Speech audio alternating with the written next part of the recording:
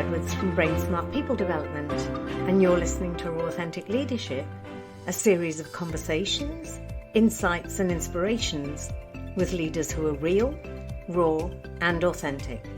Today I bring you an exceptionally practical and often funny conversation with Charlie Lawson, a networking and promotion expert with a twist.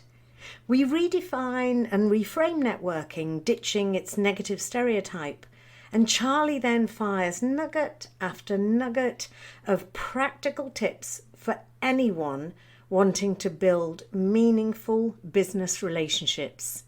Enjoy. In 2015, I returned to the UK for a couple of years, and as part of my commitment to my speaking profession, set up a mastermind group with 5 co-speakers. My guest in conversation today is one of those speakers and was a great mastermind buddy.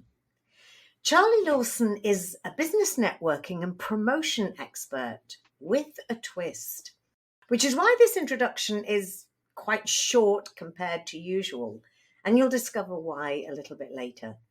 Our topic of conversation today is the essence of networking in leadership. Charlie, a very warm welcome to Rawthentic Leadership.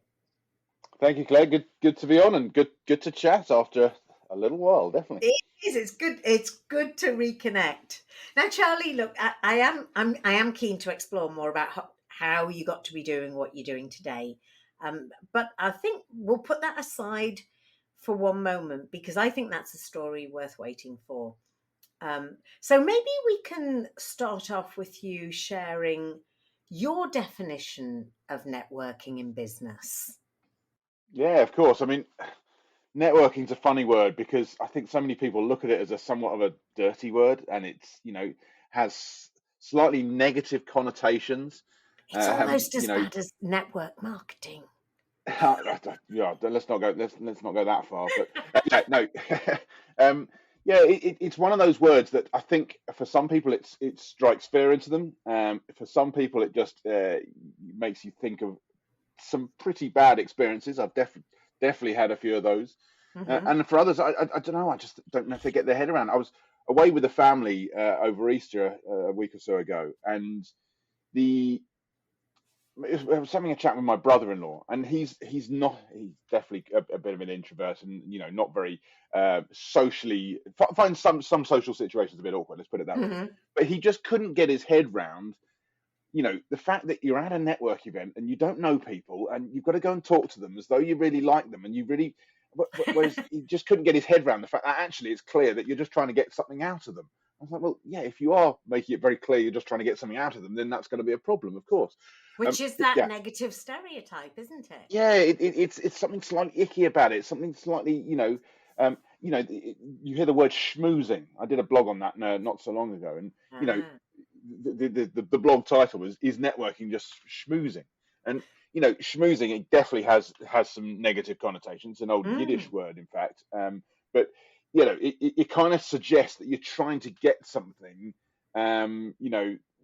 deviously in an unhand way, in some sort of way. That's kind of where I would go with that word. But in reality, for me, coming to my definition of networking, I mean, networking really is just talking to people, nothing more than that. And networking is this label that you put on it. When you talk to people, when you get to know people, when you build relationships with people, that's really what it is. And there's a wonderful analogy that I use regularly in terms of describing networking. Actually came to me through, originally got it from someone else. So I can't claim this is mine.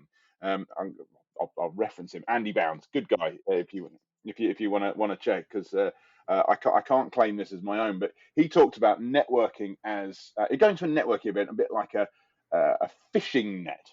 So if you imagine a fishing boat pulling its catch out of the sea, and you see this big bulging net, and the net's being lowered down towards the deck of the boat, and you've got all the water droplets coming off the net, as it obviously comes because it's soaking wet, and all those water droplets come down, filter down, and they come down to the bottom, and they drip off at the bottom, and then they drip into a steaming hot cup of coffee. Now that might be a slightly strange analogy. Yeah, no, stick with it for a sec. Okay. Stick with it. yeah, apart from the fact that you don't want seawater in your cup of coffee, I do get that. Think about what's in a fishing net. What does the fisherman want to find in the net? They want to find, big fish because they're going to be worth the most. And you'll find people like that at a network event. You'll find people who could be really good for your business, could be your next best client, could be a really good introducer, could someone you can get into a strategic partnership with. They'd be a big fish. Alongside the big fish, you'll have a small fish, or lots of small fish. And they're good. They're not going to be as valuable, but still worth having. And a lot of the conversations you'll have at network events will be with people that would fall into that category. They're never going to be your next best client, but they're a good person to know, someone to have in your network, someone to build a relationship with over time on LinkedIn or wherever it might be. And then there's one other type of category that you'll get in the fishing net, and that is, the archetypal Wellington boot or old rusty shopping trolley or whatever it might be, the rubbish. And you'll find those type of people at network events as well, people who, literally don't stop talking or don't let you get a word in edgeways or just witter on and they're just really boring or they've got bad breath or whatever it might be. And they don't let go. They follow you around. Exactly. But I must just come back to the last bit of the analogy, and I appreciate the weirdest bit, that cup of coffee. Yeah. What effectively you're trying to do when you're at a network event with lots of people, you can't ever try and do business at a network event. I think that's where so many people go wrong. I mean, ask yourself the question, when have you ever been to a networking event with the intention of buying something? Never. No one ever does that. So No. why do you get hard sell to at network events? I mentioned before that some people will have had poor prior experience of networking. Probably, or in large part, that will be because someone came up to them and tried to sell them some products, widget, service, whatever it might have been. And would they like to take advantage of this fantastic offer we've got on today? No, I don't want to, because I just don't want to buy anything. Networking is about building relationships. So what you should do is, instead of aiming for the sell, aim to build a relationship. And if you find someone who's of interest and you want to keep that conversation going with, well, then go for a cup of coffee with them, the next day or a later date or whenever it may be. So I do find that it's a good analogy for what a network event will be, in that there'll be good people there, average normal people there, and probably some people you don't want to meet there. But it's all part of the mix. It's all part of just getting to build relationships. And so in all your years and experience of helping people networking, what percentage of your focus is on actually trying to change this stereotype, trying to change people's mindsets around what networking is and isn't? Well, I spend every time I talk with any group or train any group or speak to any audience about networking, we'll be focusing on these kind of topics as a part of it, because there is such a big stereotype that networking is, about making some sales. And look, I get it to a certain extent. I understand why some people will look at it this way. Hopefully we can educate and change this, of course, because no one wants to be hard sold to. But, we're all in business. We want to make some money. We got to make some sales. We got to bring new clients in. Whatever, some people will be sales professionals with a sales boss in leading them and saying, right, you've got to make some sales. Off, go and network. That's not an uncommon situation. So they think, I've got to go out there and make some sales. But I guess it's just taking the wrong approach. How can we educate it? We just got to keep spreading that message. I mean, the number of conversations I have on LinkedIn, you'll see a post by someone said, "Oh, check out this spammy message I've got," making sure all names are taken out. Someone just hard selling them, and it'll always get into a conversation. Why do people do it? Why do they bother doing it if it's so obviously doesn't? Well, maybe it does work. That's the question, and maybe there are some people who do fall for it. I don't know. I hope to change that the perception over time. You're on a mission, Charlie. You're on a mission. Yep. So maybe this is another stereotype as well, or another perception that I've had, was more around that networking is for small business owners. And of course, many people who probably listen to this podcast might be more in a leadership or decision-making space in a larger size organization. So what is that? Is that different? If it is, how is it different? Um, why is it important for leaders, in larger organizations to focus on networking as well? That's a great question, and I get where you're coming from. A lot of small business owners know they have to go network. That's just effectively a way of life for them, I think. And it's kind of just expected. But yeah, what about bigger firms? For me, they might be a bigger firm, they might be a corporate, they might be a well-known name, they might be a partner, a manager, or a senior leader in one of these, whichever firm it is.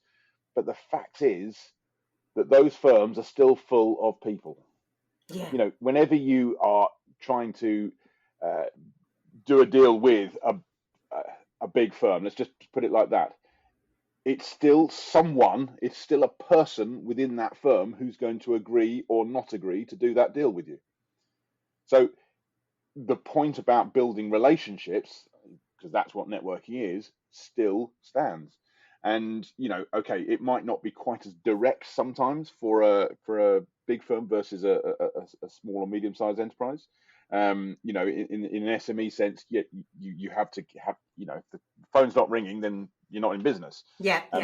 And while obviously a large corporate won't necessarily have quite those sort of pressures to keep going as a going concern, if you like, it doesn't mean that you're not able to build business, build credibility, build relationships with people in other firms, and that's where business tends to get done. You think about how if your best friend, take it away from the world of work just for a second. Yeah. If your best friend rings you up at 2 a.m., okay, you'll be a bit disgruntled that you've been woken up at 2 a.m., but you'll take the call because it's your best friend. There's a reason why they're calling you at that point. Now, I'm not saying that we have to do business at 2 a.m. Clearly, that's not what it's about. But what you do find when you build relationships effectively, like it or not, you'll actually be building friendships as well. You'll probably won't put that badge on it. You probably won't put that title on it. But, when you build relationships over time with clients and associates and alliances and so forth with other people in other firms, in the end, it becomes down to being a fun relationship that you have. You spend good times with people, and then I'm not saying they're going to call us pick you up the phone at 2 a.m., but you'll want to help them. You'll want to make a difference for them. In the end, I don't see it really as any different. It's just maybe the requirement to do it comes from a different place. Yeah, you've just got me thinking, actually. I had such an experience today because a few days ago, I just emailed someone, they're an existing client, but I just sent an email saying, how's things going? And I knew that she had a young daughter and we were talking about Easter, and I mentioned, does she believe in the Easter bunny or what have you? And then she emailed me back and said that she'd broken her arm. And I said, oh my goodness, she actually doesn't live too far away. And I'm like, sort of reaching out, can I help? Now, this is a sort of a client-supplier relationship that just through that little bit of reaching out, which I suppose is networking too. It has different facets. It just has different faces, doesn't it? It absolutely does, and it comes back to my the original thing I was saying. Networking is this slightly dirty word we put on it. Actually, it's just talking to people, and you could be, with some friends at a restaurant. You could be catching up with a client over a coffee. You can be having a chat on the phone, reconnecting with a client, as you just described. Any situation where you're talking to someone is actually networking. Okay, we don't call it networking. You could bump into someone at the supermarket and have a little chat. That's networking. It's like I say, you wouldn't describe it as networking, but it's all talking to people. It's all building relationships. And what I like to try and do is think about a networking mindset. It becomes a way of life as much as anything. It's not right. Networking something I'm going to go and do business development. I'm not going to, clearly people do that, but it's not about putting a hat on and saying, right, I'm now going to network. It's about being part of a way of life. Like you say, when you're just chatting to someone, a conversation about their daughter comes up. Oh, how can I help in some way? What's that person going to be thinking about you when you offer to help with their daughter when they're in an hour of need? Maybe you couldn't do anything to help, but the offer is there, and that makes people think, oh, there's a nice person. I'll think about her more in the future. It works in funny and organic ways, and you can't predict it necessarily. It's just, as I say, a way of life. And I think this is such an important point to focus on, that if we I don't know if we can rebrand it, rename it, that it is relationship building and just connecting with people. And I know if we go back to sort of the traditional, networking events, those things that we used to do BCE, before the COVID era, one of the things that I picked up was one of the best tips, I think, was that when meeting someone, the first thing I say to them is, so what do you do when you're not working? It's my absolute favorite networking question. That. Is it? No, it really is. No, it absolutely is. Can I share a quick story about how this can work? Oh, really please. So this is about a guy, known him for quite some time through networking, through just seeing him around at events, and I wouldn't say I'm best friends with him by any means. It was just someone I knew, and as part of the network I was involved in at the time, I'd heard that he wanted an intro into a specific company, and don't worry about what the company was, but it was just a company that, while I didn't know anyone there, it was a printing company he wanted an intro to. Their premises just happened to be very near where my office was. So I would see their premises regularly. I'd kind of walk past them as I was going to grab a sandwich for lunch, or as I was driving into work in the morning or whatever. And I'd heard him say this many times, that he wanted an intro into this company. I thought, I know where they are, but I never did anything about it. I just didn't have a contact there to help him. Anyway, one day, this guy, we sat down for a coffee, and it was one of those that turned into another coffee, and then had a bite to eat, and then probably had a couple of beers afterwards. And it was just, a nice conversation that sort of came up and carried on. And I'll be honest, we didn't really talk about work at all. What we really talked about, and this is the point. Well, we had a long, I'm going to say it was an argument. It was a long discussion about whether Lewis Hamilton is the greatest Formula One driver of all time.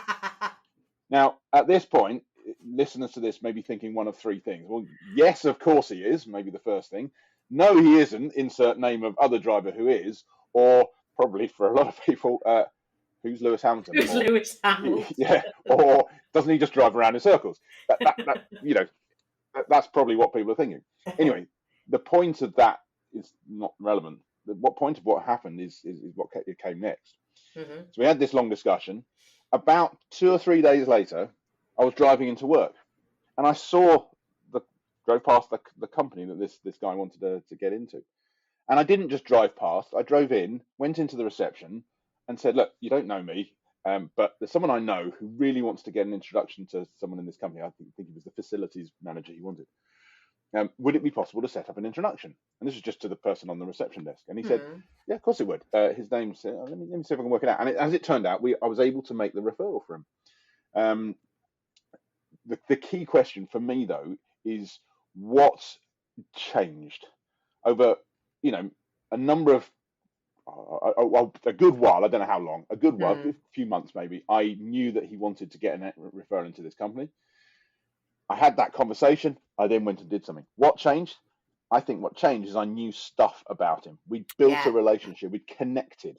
So if you can find common ground, even if in this case it came as a result of something of a disagreement, we definitely disagreed on the question in hand. If you find that common ground, you'll make a difference. So back to that question, what are you into when you're not working? I think is one of the best networking questions you can ask. Think about networking events that you've been to, or conversations that you've had in a networking scenario. How many of them, being honest, have been a bit tedious? Probably quite a lot. Oh, yes. Much more interesting is to talk about stuff you like. So if you can ask the question, what are you into when you're not working? Imagine you've got a free day, no responsibilities to anyone. What are you going to do today? And they say, I'm going to go and, I don't know, ones that get me, Claire, you may remember, I'm a big runner. I love running. So if someone says I'll go for a run, then we're off. We're just talking about running. But they might turn around and say to me they love crochet. Now, I know nothing about crocheting, and I probably don't think, well, I'm going to say this, I don't think I intend to ever know much about crocheting. Never say never. Never, yeah, well, exactly. Never say never.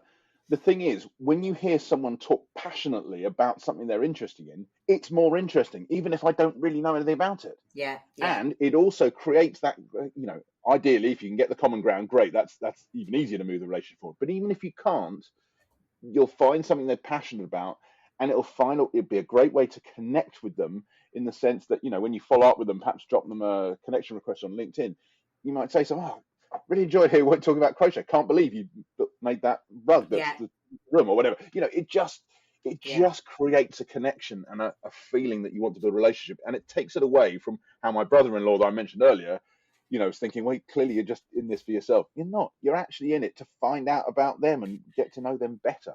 So yeah, great networking question. So that, Charlie, actually dovetails quite nicely into your story, because I'm assuming if you're going to ask somebody about that sort of networking question, you need to be genuinely interested in people and genuinely listen to their responses and be pretty keen to be doing this sort of thing. Which brings me to definitely to your story, that maybe it wasn't quite as keen as mustard as we think. No, elephant in the room. I'm a networking expert, but I don't really like networking. Whisper that one. Happily avoid it if I possibly can. No, I call myself the unnatural networker. That's the title of my book. And yeah, it comes from a place where I'm definitely, I'm not going to say really shy and introverted. Introversion to extroversion as a scale. I don't think rarely are people on the very extremes of it, but I'm definitely more introverted than I am extroverted. And just sorry to butt in, but I just wanted to say, and I can absolutely vouch for this, because I will only be in conversation with people who I know are real, raw, and authentic. So introverts, when you get them on a topic that they're enthusiastic about, they will sound extroverted. But I absolutely know 100% for sure that you are an unnatural networker. Sorry, carry on. No, I definitely am. And I've had people, where, forgive me, I don't know if your listeners know, but the network that we connected through and got out into our mastermind is something called the PSA, Professional Speakers Association. And I remember being at a Professional Speakers Association event. It was one of their conferences. Mm-hmm. And in one of the breaks, networking breaks, I was doing my normal thing of hanging back a little, shall I say, just sort of on the edge of conversation, probably pulled out my phone, theoretically checking my emails, wasn't checking my emails, just didn't want to look like a lemon that I wasn't talking to anyone. And someone came up to me, I don't know if you remember, Chantal Cornelius. Yes. She came up to me. She's a marketing expert and speaker. And she came up to me and said, God, you really are an unnatural networker, aren't you? And I was like, yes, I really am. So look, I know it's fine when you get into a conversation. I know it is. I'm able to have a conversation. And I do professional speaking, and sometimes when people see me on a stage and I talk passionately, enthusiastically about this topic, as maybe I hope it's coming across right now, it doesn't look or sound like I'm an introvert at all, but trust me, I am. And that feeling when you go to a networking event and you walk in the door and you see, wherever in the room that everyone's in, there's a lot of buzz and energy because everyone's chatting to each other, having a drink, whatever it might be. When I walk in that door, I always think, God, everyone looks like they know what they're doing, and I haven't. Who's this chancer on the outside? Literally 5 minutes later, I'll have got into a conversation with someone, and I'll be fine. I can have a conversation. And being realistic, how many of those people who came into the room just before me thought exactly the same when they entered the room? Lots of them will have. I do straw polls of people. Any audience I do, I'll always ask who's a bit of an unnatural networker, who finds it a little bit awkward, and without fail, every time it's between 2/3 and 3/4 of the audience will put their hand up. Yeah. There's a lot of unnatural networkers out there, and that's why I'm in, the industry I focus on now. I work in professional services because, think of legal, accountants, and so forth. There's lots of unnatural networkers within those industries. People who like the task-based and detail-based focus of their work, but then they're told, right, well, if you want to move up in the firm, you've got to come and bring in some business. So yeah, that's where the rabbit in the headlights look comes up, and that's where I help people. So yeah, I'm definitely an unnatural networker. There's lots of reasons. I think it came about. A lot of things are to do with our upbringing as much as anything, and I can picture scenarios. I've got quite a dominant family, I'm going to say. My elder sister, in particular, I'd probably mention. A very powerful lady. She was a journalist, and she's now in I can never say this very well. I've already got it wrong. Investigative journalist. Yeah. Sorry, Oh wow. It's a hard word. Okay. It's a hard word to say. And she campaigns on good causes. And our family joke is, it's Anthea. It's Anthea banging on again, and that's my defense mechanism for the fact that I struggle, honestly, to keep up with her in a conversation sometimes. So I'll definitely, it's a confidence issue. There's lots of things that come into it that define me as a bit more introverted than extroverted. My other half, Hannah, she always says she's an absolute extrovert. She's the most natural networker I know. When she's doing this, my daughter, when they're on the school run, almost, she's a bit of an introvert like me. She kind of holds Hannah's hand as she's walking to school and kind of tugs her in to say, when Hannah's hiya, and she's chatting to everyone. She'll literally, she just thrives on having conversations and the buzz and energy of that. Whereas I will definitely shrink back. She thinks I've got a word limit. It comes to a point in the day when I just, I've said enough, I've heard enough, I'm shutting down. I need to go and have some quiet time now. So yeah, no, definitely an introvert. But what's interesting about that is when I talk and train people how to network, I do it from the perspective of an unnatural networker, of someone who doesn't want to be there.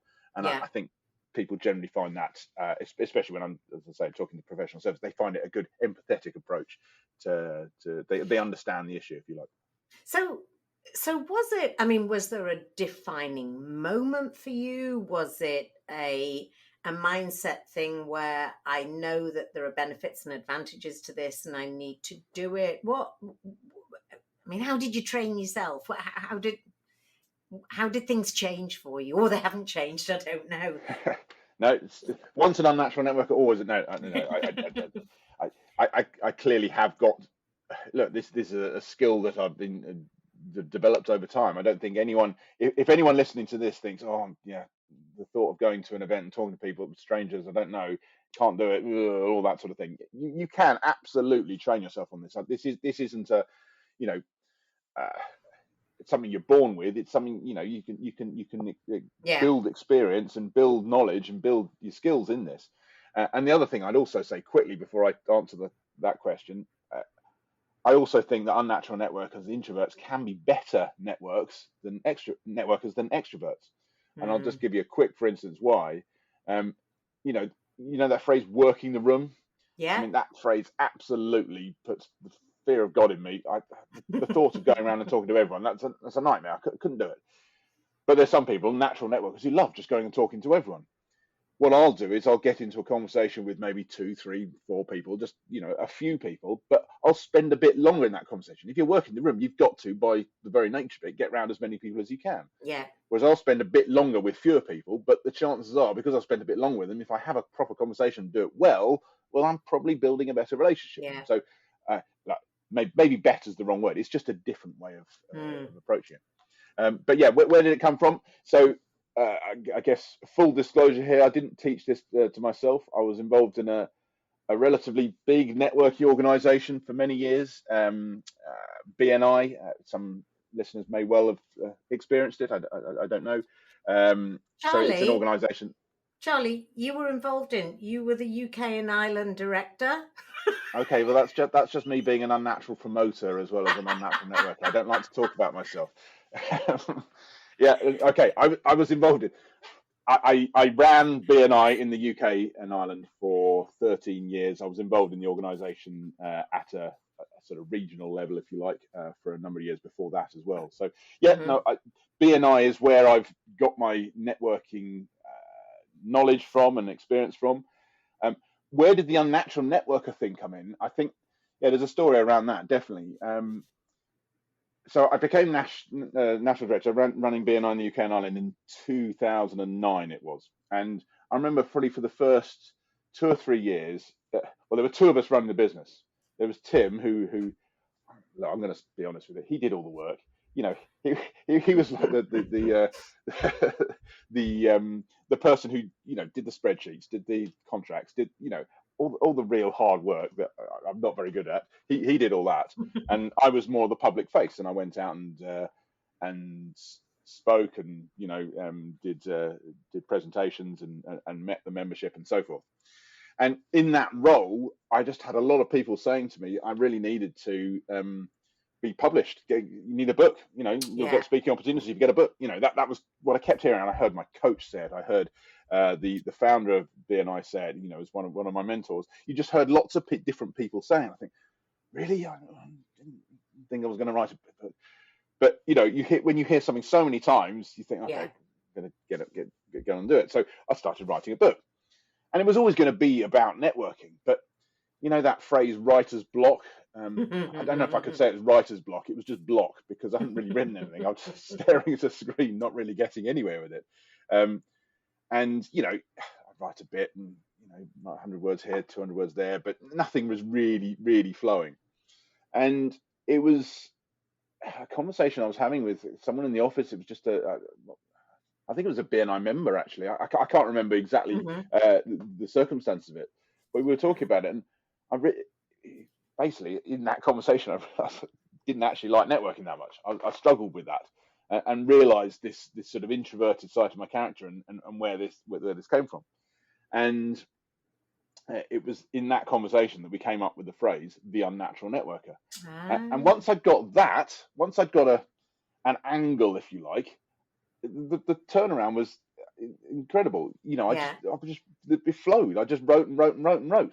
Because I applied it was effectively a networking 101 book, but I just applied it from the angle of an unnatural networker.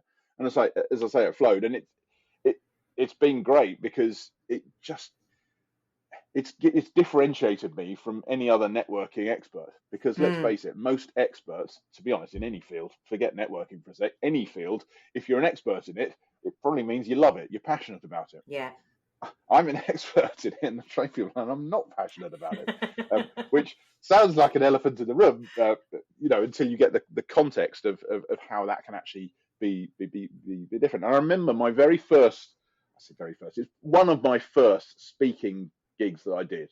And I remember I was the third speaker on out of 3. And while the first speaker was on, it was someone, I didn't know them particularly, but as they started talking, they were talking about business development generally, and they started talking about some aspects of networking. And this being my first gig, sat in the audience listening, thinking, I was going to cover something on that. I was going to cover something on that. Do I need to surreptitiously change my slides and all that sort of thing? I was thinking, and then he gave an example of a networking faux pas. Okay, and the faux pas he'd done, he said, right, I'd identified the person I wanted to speak to. Good advice. I saw them at the other side of the room, and I went up and talked to them. Good advice. His faux pas was he'd interrupted them in conversation with someone else. And I sat there thinking, okay, I get that's a faux pas. That makes sense. But here's the thing for me. I wouldn't have had the guts necessary to go up to them in the first place. Yeah. So it was then that I realised, no, let's just stick with exactly how I was going to deliver it. As I say, I was an unnatural networker. It was just a very different perspective on it. And ever since, I've found it's been a great way. People empathise with my message. There's most people sitting there thinking, do I have to do this? Do I have to go out now? Okay, here's someone who's gone through that exact mindset and approach. And let's be honest, still does. Yeah. Whenever I go to a network event now, I know how to do it. I know I can have good conversations. I know I can get rewards out of it. I know what I need to do. they'll still have those little butterflies inside me. That's do I really want to be doing this? And it's since gone on from there. I've written a second book since called The Unnatural Promoter. How anyone can blow their own trumpet without feeling awkward.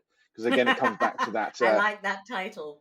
That sort of ickiness, that sort of do I have? You called me out on it before. I wasn't totally honest about my role in B&I because I'll always try and downplay it. It comes from a similar basis. So that was the next project after the Unnatural Network. Okay, well, I think it's linking in quite nicely. So give us a synopsis of Unnatural Promoting. Yeah, the Unnatural Promoter. I mean, okay, I'll tell a quick story. It actually relates to the launch of my Unnatural Networker book, but it's a perfect example of why I'm an unnatural promoter. So this is obviously in my B&I days. We held the launch event for the Unnatural Networker. There was a sort of meeting communal area that we had in the office, and it was an after work do. So there were a few lovely, the team in the office had done a wonderful job. They decorated the room, they'd got the canapes in, they got the fizz in, they'd done a really good job. And I think about 50, 60, 70 people coming along. And as I say, it was after work do. So I'd been in the office that day, and then the do started at 5:30 or something like that. And people had started coming, and they were coming and enjoying their fizz and so forth. Where was I? I was upstairs hiding, probably pretending to do some emails because I didn't feel like I wanted to be the center of attention, to be quite honest. Now, rationally, when I think about it, I know that people who were coming wanted to celebrate the fact that I'd written a book. They wanted to hear me talk about it. They wanted to engage and might even want me to sign a copy of it and all that kind of thing. Rationally, I know that. But still, somewhere, I'm still thinking, really, do I have to be the center of attention in this way? Do I have to shout about myself? And it turns out there's quite a lot of other people who think very similar to that as well.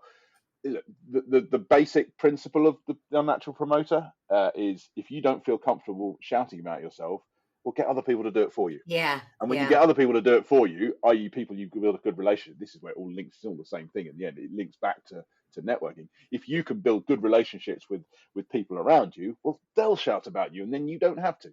And that's much easier. So yeah, that's the basic principle of it. But very much an unnatural promoter. So thank you for that. Some great stories in there. So thinking, people who are listening to this who are naturally more introverted and get that same sort of bit of an icky feeling going networking.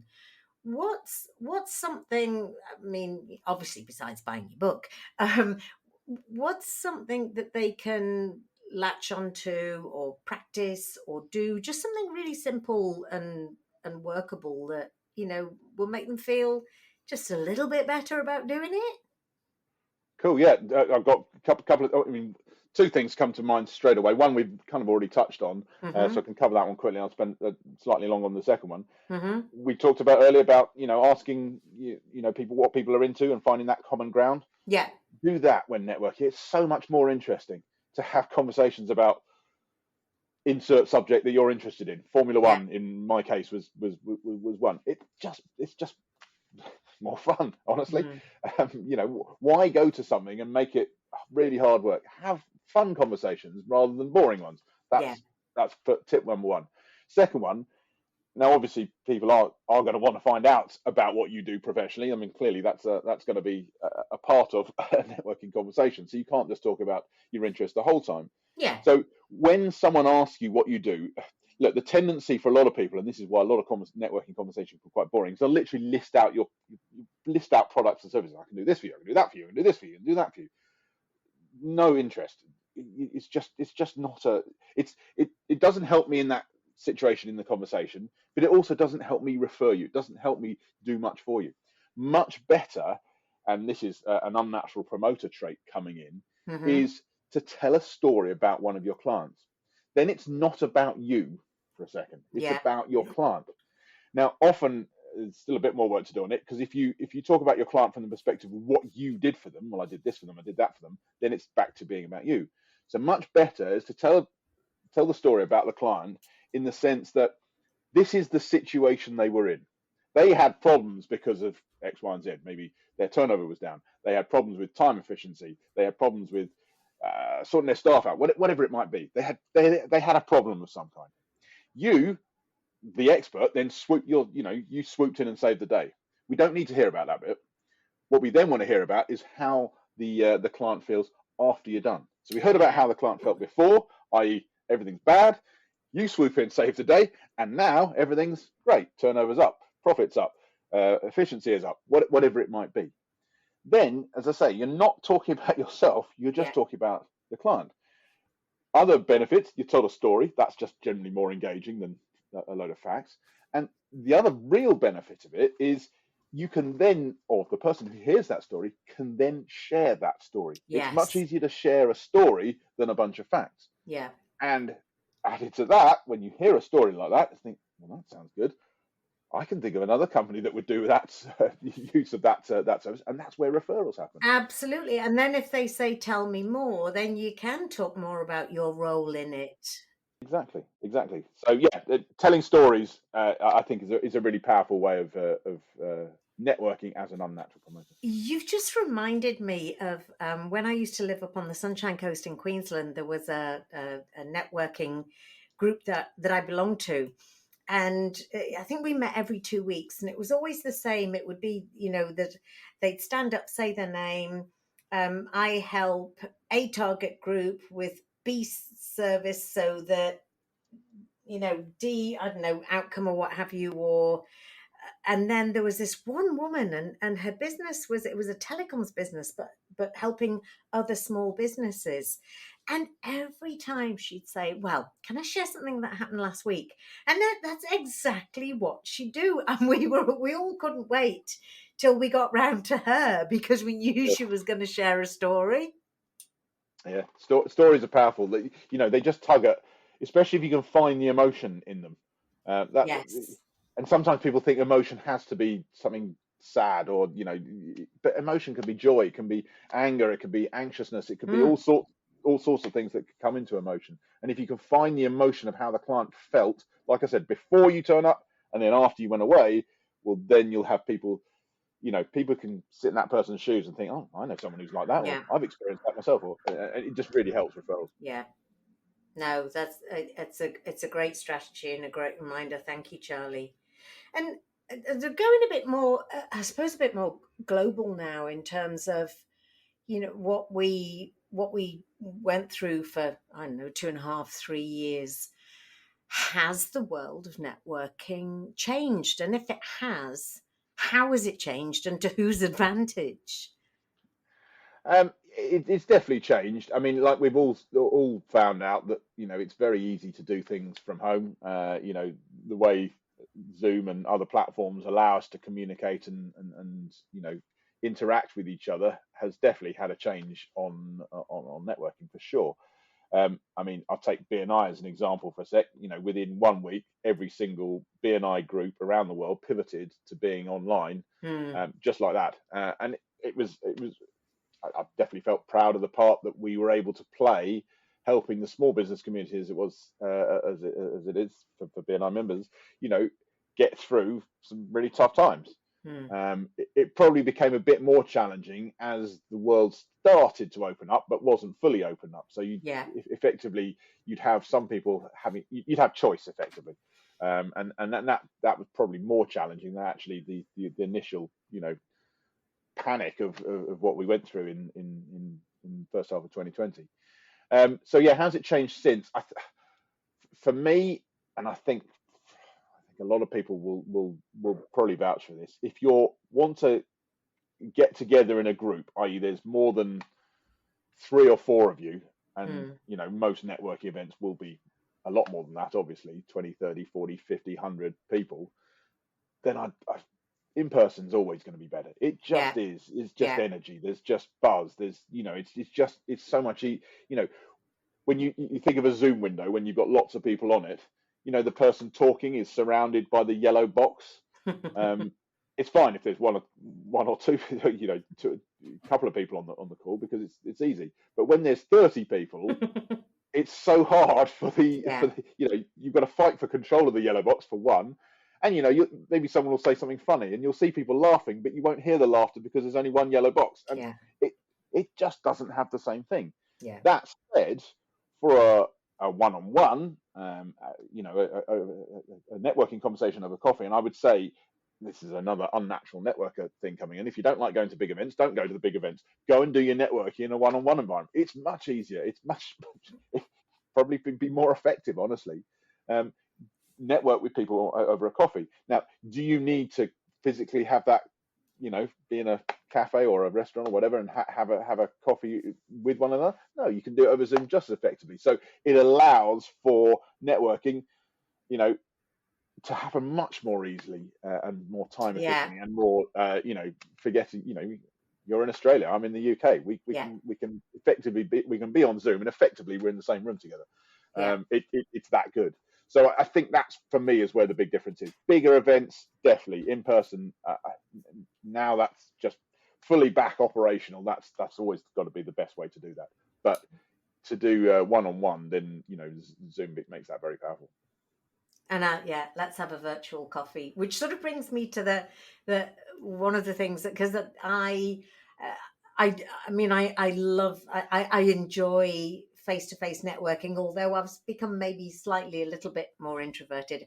I think where I fall down is not it's like the dance, the courtship. I don't know how to follow up.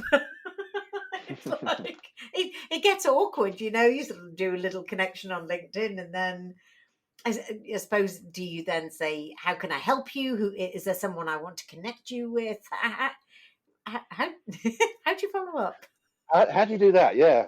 So follow-ups, it's one of the dark arts of networking. No, people do look at it as that, but I think it's because I don't know why it is. I was having this conversation with a client only yesterday about follow-up, and this guy had been to a networking event. It was more of a boozy one, and maybe that was the context of what we were talking about. An evening do, and people have had a drink or two, and then you say, oh yeah, we could do X, Y, and Z, and then honestly it gets forgotten. So I that's not a good way to network. By the way, effectively follow-up is the first test of credibility. Let's imagine you've met someone at an event for the first time. You by hearing what you've heard from them, by any research you've done, if you've seen who they are and look them up on LinkedIn or whatever it may be, that they're a good person. So this is someone you want to build a relationship with, but you've kind of got to work at it. You've got to be proactive with it. Yeah. Follow-up is your first test of credibility, and all follow-up really is doing what you said you're going to do. So if you said you're going to send them an email, send them an email. If you said you're going to connect on LinkedIn, connect on LinkedIn. If you said you're going to meet up for coffee, make sure you meet up for coffee. That's really all it is. And it doesn't need to be any more complicated than that. I mean, I have a process that I follow. I call it 1-1-1 follow-up. And it particularly works with in this situation where you're trying to build a relationship with someone new. It'll be slightly different if you know them already. But 1-1-1 follow-up stands for follow up in 1 day, 1 week, and 1 month. And what I do after 1 day is I would tend to send them. I wouldn't make that my social media connection request. Okay. I would send them an email, maybe even send them a card. Maybe that's a bit too old-fashioned, a bit too forward for some. I can get that. Send them an email though, because that will differentiate you from from other people who'll just send a LinkedIn connection request, for example. And the key thing, going back to what we said earlier, when you've had your conversation about if you found some common ground, and particularly, or you found out they love crochet and you don't, but it's great because you had a good conversation about it, mention whatever that topic was. Yeah. Because it will bring them straight back to who you were. And you'll, remember, they may have met 20 people that night and, they can't remember who everyone is. So it'll bring them back to who you were. So that's 1 day. 1 week, I would by then have connected with them on LinkedIn, and I would be commenting on 1 or 2 of their posts. It's a supportive thing to do. It looks you want to build a relationship. Bear in mind as well, in that email and in these connections, we're not selling. We're not asking for referrals yet. There's no direct approach for anything. It's just relationship building. And then over time, you'll keep making the odd comment on posts on LinkedIn and so forth. After the third one, the 1 month, that's when I'd want to by then be sitting down for a coffee. Like I say, if you know them already, you'd probably sit down for a coffee sooner. Yeah. This is where you're building a relationship with someone new. After a month, look, we've chatted a bit. Let's sit down for coffee. Let's find out more about how we can help each other.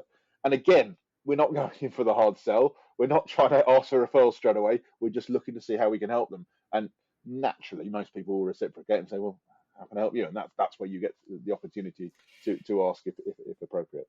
So yeah, that's how I do follow up. And I think you've come beautifully full circle to really sort of busting the stereotype myth of what networking is and isn't, and how to really start building those relationships. And I've just realized the time as well could go on forever. That when I went onto your website, unnaturalsuccess.com, there was a little pop-up came up, and it was about, how good are you at networking? Well, probably, sorry, my terminology is not right, but anyway. So I got the principle, definitely. Yeah, that's what I'm for, yeah. So I filled out this questionnaire, and it was fascinating. It was really interesting, and it gave some really good tips. So I'll definitely put that on the show notes. And I'm curious. Are you starting to build some sort of trend as to what people are struggling with and what they're good with, or it's just something, a value added tool that you decided to put on? But anyway, it's blooming good. It's a value add, because I'd rather give something. I don't want it to be all take. But let's be honest, there is it's good stuff for me as the business owner as well. I definitely recommend it as a system. It's a system called Score App. I don't know if you've heard that name. No. And it essentially drives people. When you're browsing online, you think, oh, how good are you at X, or whatever it might be? Well, I want to find out what's my score. As human beings, we want to know our score. Yeah.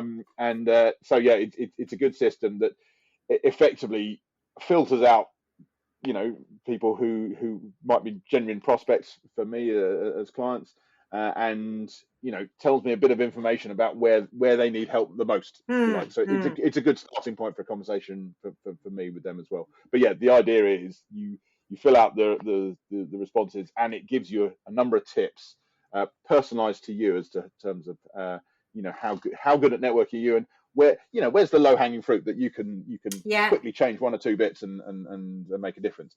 And obviously it then needs more maybe explanation, and that's where if people want to come and have a chat with me, they can book a call, and we can see what we can do to help them.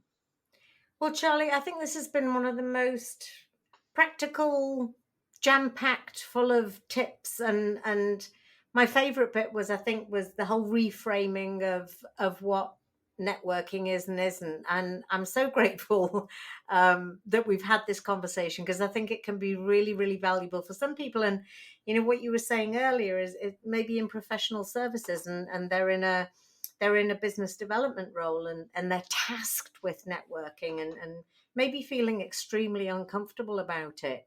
That this is like a little golden key to feeling better, and still and sorry, I'm rambling on here, but another questions just come into my head is, are we ever able to measure the return on investment of networking activity down the line? It's not the easiest thing to do, because a lot of it is your time, and how everyone values their time, and how people track their time. Everyone differs a little bit on that. But essentially, I would encourage anyone to track their return from networking. The simplest way is clients that you have gained through networking. What turnover has that brought you? That's a simple measure of it. But yeah, how you track the time against it, because like I said, networking becomes almost a way of life. So if your networking might include having a chat with people when you're doing the food shopping in the supermarket. If you're natural networking, you get into conversation in the supermarket. You never know where that's the beauty of networking. You never know where things are going to happen, where things are going to come from, and how it might all fall into place for you. So yeah, it can be hard to put an exact amount of time into it, but yeah, definitely you want to be tracking your return in terms of the turnover, or the new clients generated, or the opportunities gained, or whatever it may be. Oh, Charlie, wonderful. That's gold. Thank you so much. Assuming you'd be happy for me to put your LinkedIn details on the show notes. Absolutely, yeah. No, People can connect with you. LinkedIn's definitely the best place to get a hold of me. Yeah, for sure. And you work internationally. Zoom allows us to do that to a certain extent. Haven't been to Australia in a long time, so yeah, if anyone wants to get me over to Australia, I'd be delighted to come. But predominantly I'm based in the UK, but yeah, no, I will go wherever I go. I'm off to Miami in three weeks or so. So I will poor thing. It's going to be tough. It's going to be tough. And the Grand Prix on that weekend as well. This is awesome timing. So, and Max Verstappen's going to win. Anyway. He probably will, to be honest, but never mind. It was great chatting. Thank you so much. Go well. Have a great day. Pleasure. Lovely to chat to you again. Thanks for listening, and we hope that this conversation provided the insights and inspiration that you were looking for. Rawthentic Leadership is currently ranking 4th in the top 25 Australian leadership podcasts. We'd love you to help us get to number 1 and to get the key messages about modern day leadership out there. And this is how you can help. Head over to Apple iTunes and do 3 quick things. Subscribe, give us a positive rating, and write a short review. Also, if you can follow us on Spotify and subscribe to the podcast on YouTube by visiting the @BeingBrainsmart channel, we'd really appreciate it. And before you go, if you'd like to know what I do when I'm not interviewing amazing guests, I help people in business to lead better, work smarter, build great teams, and thrive in change. To find out more, head over to the BrainSmart website. That's brain-smart.com to see examples of our programs. Or email me, Claire, that's CLARE, @brain-smart.com. Go well, and thanks for listening.